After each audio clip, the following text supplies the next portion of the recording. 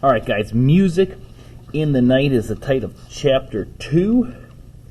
I feel at this time there are a few things that you should know about Chester.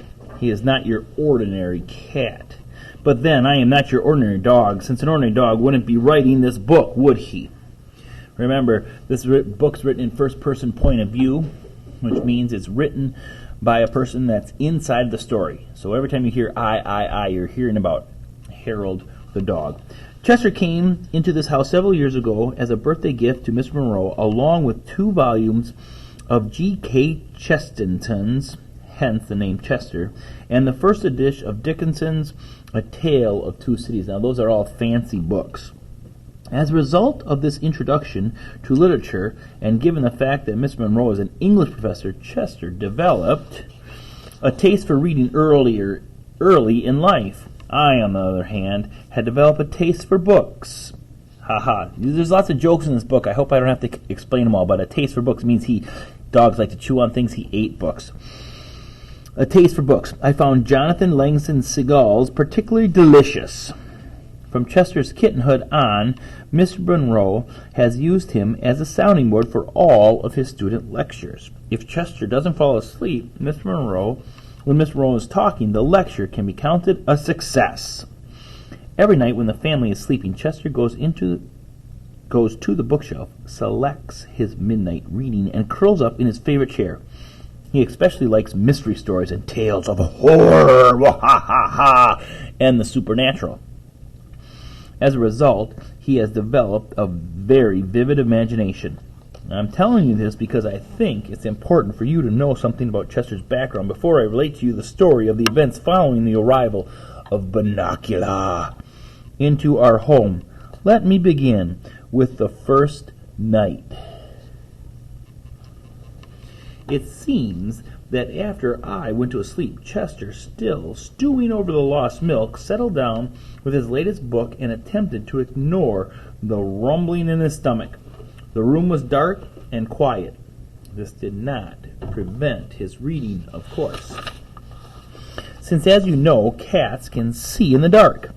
A shaft of moonlight fell across the rabbit's cage, spilling onto the floor below. The wind and the rain had stopped, and Chester read Edgar Allan Poe's The Fall of a House of Usher. He became increasingly aware of the eerie stillness that had taken their place. As Chester tells it, he suddenly felt compelled to look at the rabbit. I don't know what came over me, he said to me the next morning, but a cold chill ran down my spine. The little bunny had begun to move for the first time since he had been put in the cage. He lifted his tiny nose and inhaled deeply, as if gathering sustenance from the moonlight.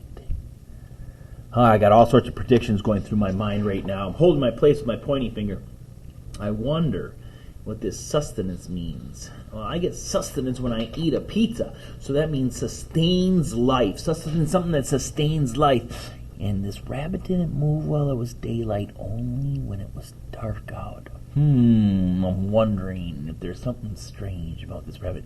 And he's getting sustenance, some kind of power from the moonlight. I know of other figures that get power from the moonlight.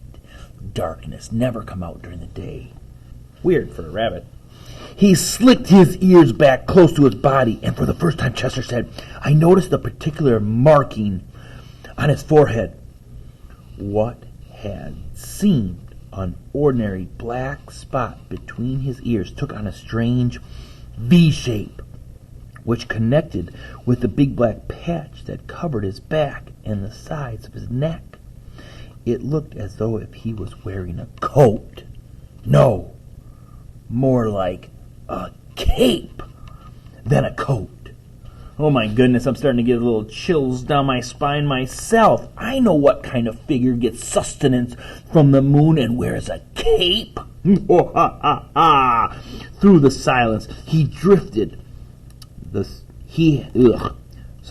Through the silence had drifted the strains of a remote and exotic music. I could have sworn it was a gypsy's violin. Chester told me. I thought perhaps a caravan was passing by, so I ran to the window. I remembered my mother telling me something about caravans when I was a puppy, but for the life of me, I couldn't remember what. What's a caravan? I asked, feeling a little stupid. A caravan is a band of gypsies traveling through the forest in their wagons, Chester answered. Ah, yes. It was coming back to me now. Station wagons. You see, Harold's kind of funny. Not station wagons, like wagons pulled by horses. And he goes, oh, yes, oh, yeah, I know what you're talking about, station wagons, when he doesn't have a clue what's going on. No, covered wagons. The gypsies traveled all through the land, setting up camps around great bonfires, doing magical trips, and sometimes, if you cross their palms with a silver piece, that means you give them money, they'll tell your fortune. You mean if I give them a fork, they'll tell my fortune? I asked breathlessly. Chester looked at me with disdain. Save your silverware, he said. It wasn't a caravan after all. I was disappointed. What was it? I asked. Chester explained that when he looked out the window, he saw Professor Minklewhite, our next-door neighbor, playing the violin in his living room. He listened for a few moments to the haunting melody and sighed with relief. I really got to stop reading these horror stories late at night, he thought. It's beginning to take effect on my mind. He yawned and turned to go back to his chair and get some sleep. As he turned, however, he was startled by what he saw. There, in the moonlight, as the music filtered through the air, sat the bunny, his eyes intent and staring, an unearthly horror about them. Now this is the part that you won't believe, Chester said to me.